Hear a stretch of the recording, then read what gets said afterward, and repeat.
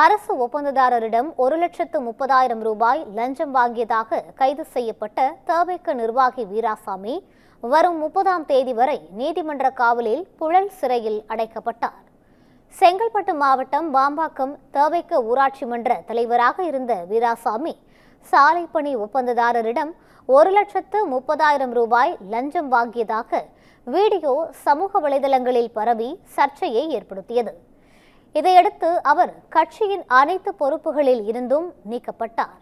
அதனைத் தொடர்ந்து ஒப்பந்ததாரர் நவீன் தாழம்பூர் காவல் நிலையத்தில் வீராசாமி குறித்து புகார் அளித்ததன் பேரில் ஆய்வாளர் பிரவீன் ராஜேஷ் தலைமையில் உதவி ஆய்வாளர் சுரேஷ் ஆகியோர் அடங்கிய தனிப்படை போலீசார் வழக்கு பதிவு செய்து வீராவை கைது செய்தனர்.